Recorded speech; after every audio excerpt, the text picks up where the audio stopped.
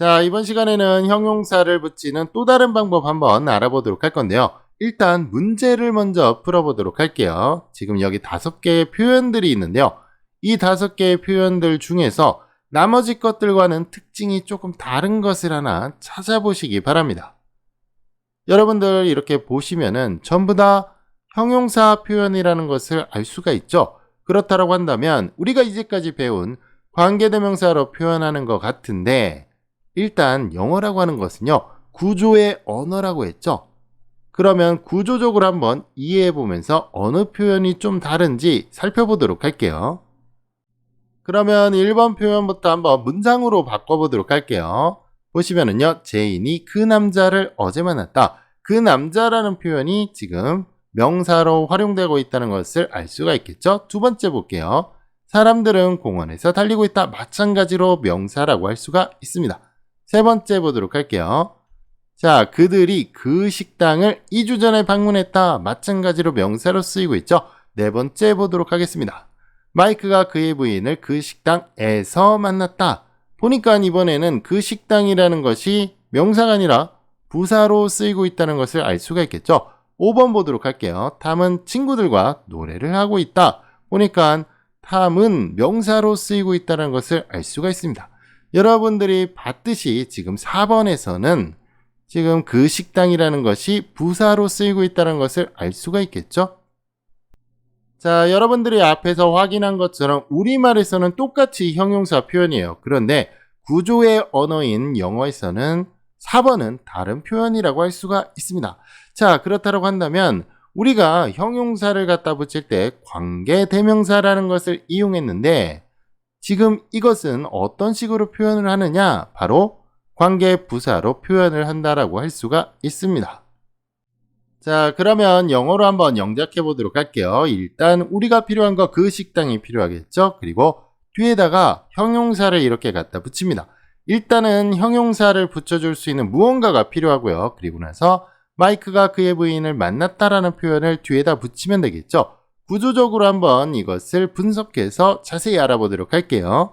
형용사 표현을 보시면은요, 일단은 지금 이것이 앞에 있는 명사와의 의미관계를 가질 수밖에 없습니다. 그리고 나서 형용사 문장에서는 부사의 역할을 한다라고 할 수가 있는데요.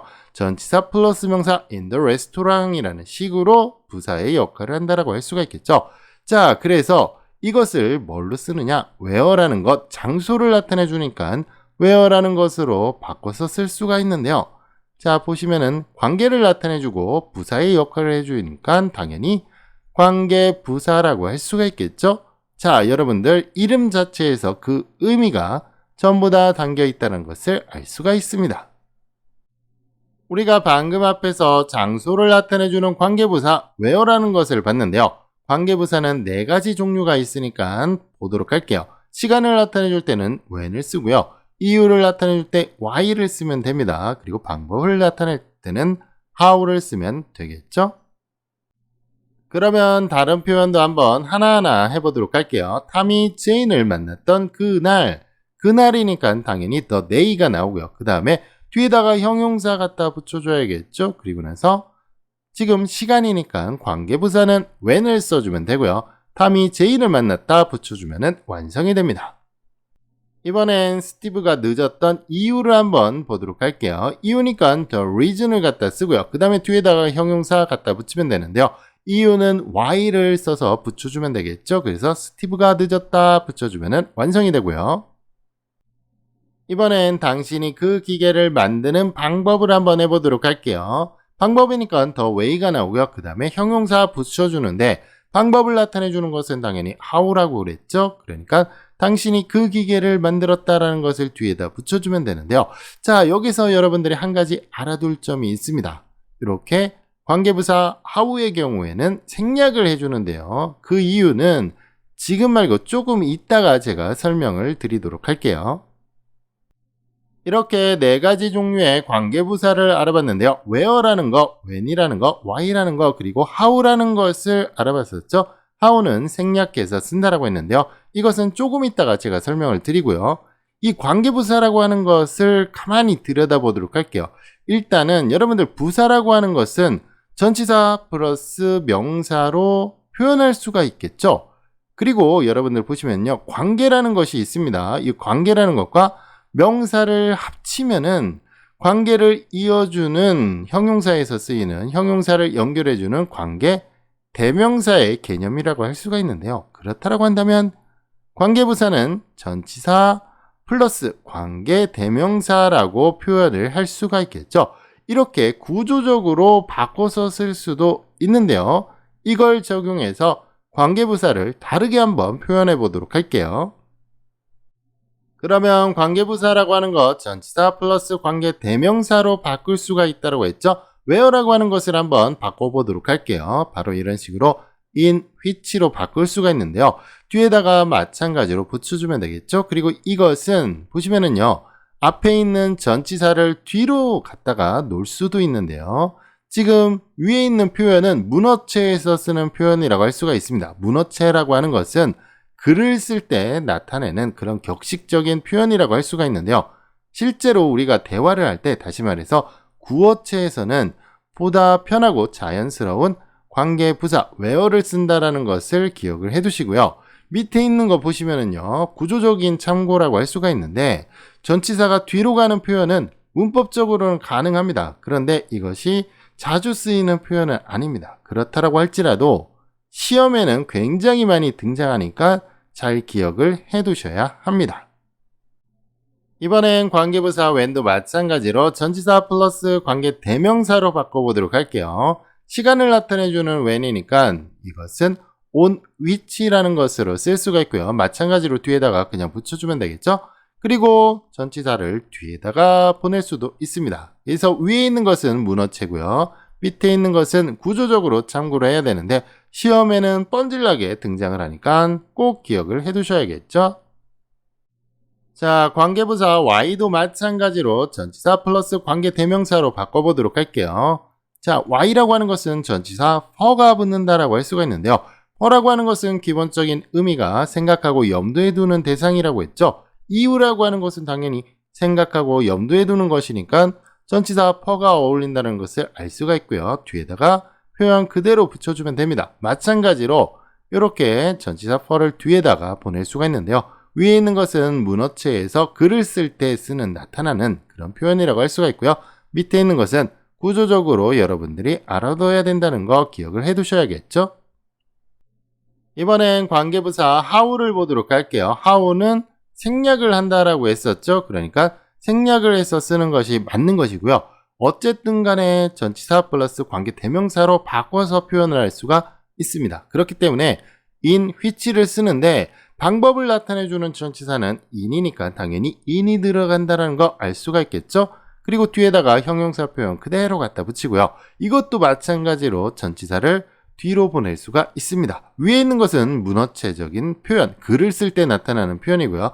밑에 있는 것은 구조적으로 여러분들이 알고 있어야 된다라고 설명을 드렸죠. 자, 이렇게 제가 how와 관련해서 생략이 된다는 것을 세 번째로 말씀을 드리는데요. 그렇다고 한다면 도대체 왜 관계부사 how는 생략을 해야 되느냐? 자, 여러 가지 문법책에서 설명을 하고 있긴 하지만 저는 how가 생략되는 것과는 조금 다른 생각을 가지고 있습니다. 어떤 생각인지 한번 여러분들에게 설명을 드려보도록 할게요. 자, 그러면 자세한 설명에 앞서서 일반적으로 생략되는 경우를 한번 보도록 할게요. 보시면은요. 관계부사 앞에 있는 명사가 the place, the time, 그리고 the region, 그리고 the way 이런 식으로 나타나고 있죠. 여러분들 명백하게 알 수 있는 단어들이 앞에 있으면 굳이 관계부사를 쓰지 않아도 상관이 없습니다. 당연히 그것과 연관된 표현이 나온다는 것을 우리가 알 수가 있겠죠. 그런데 자, 보시면은 이런 식으로 다른 세 개의 관계부사는 다른 명사와 결합하는 경우가 굉장히 많습니다. 그런데 유독 the way만큼은 거의 대부분 how라고 하는 관계부사는 the way와 사용된다라고 할 수가 있습니다. 저는 the way, how 이외에 how가 붙는 것을 거의 본 적이 없습니다. 제가 이제까지 본 적은 없어요. 자, 그렇다고 한다면 the way, how는 항상 생략이 되는 경향이 생긴다라고 할 수가 있겠죠. 그렇기 때문에 거의 항상 생략되기 때문에 같이 쓰면은 틀린다라고 받아들여진 그런 식으로 문법이 만들어졌다라고 추측을 하고 있습니다.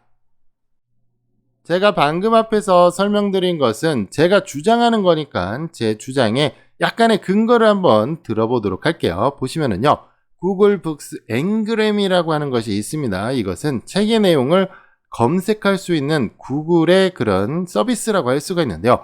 여기서 확인을 해보면 the way, how라는 표현을 쓰는 원서들이 있기는 있습니다. 많지는 않지만 그래도 있다라는 것을 우리가 확인할 수가 있는데요. 이런 식으로 본문에서 나오는 표현들도 확인을 할 수가 있는데요.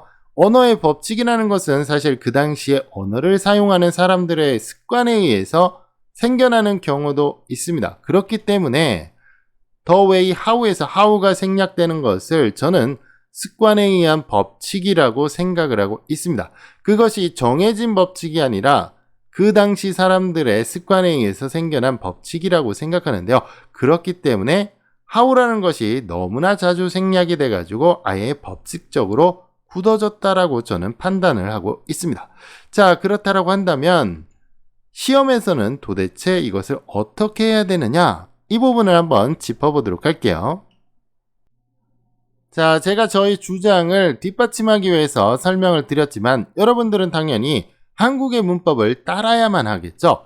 자, 한국의 문법에서는요, 무조건 the way와 how를 같이 쓸 수가 없습니다. 그렇기 때문에 how를 생략해야만 한다는 거 여러분들 꼭 기억을 해 두시기 바랍니다. 그러면 관계부사로 만들어지는 표현 몇 가지 한번 연습해 보도록 할게요. 첫 번째 표현 보도록 할게요. 에밀리가 제임스를 만난 역 이렇게 되어 있죠. 일단은 역을 나타내주고 싶으니까 the station 먼저 나오고요. 형용사 뒤에다 붙여줘야겠죠. 장소를 나타내주는 where를 갖다 놓고요. 그 다음에 에밀리가 제임스를 만났다 써주면 완성이 됩니다. 다음 문제 또 보도록 할게요. 네가 늦었던 이유 이렇게 되어 있는데요. 이유를 나타내주고 싶으니까 당연히 명사 나오고 뒤에다가 형용사 붙여주면 되겠죠. 이유는 why로 연결을 시키니까 관계부사 why 쓰고요. 그 다음에 네가 늦었다라는 거 갖다 붙이면 완성이 됩니다. 자, 이번에 우리가 만들 표현은 아이들이 선물을 얻는 날 이렇게 되어 있죠. 자, 날이니까 the day 갖다 놓고요. 형용사 뒤에다 갖다 붙이는데요. the day는 시간이니까 when을 갖다가 쓰면 되겠죠. 그리고 나서 아이들이 선물을 얻는다 그대로 써주면 완성이 됩니다.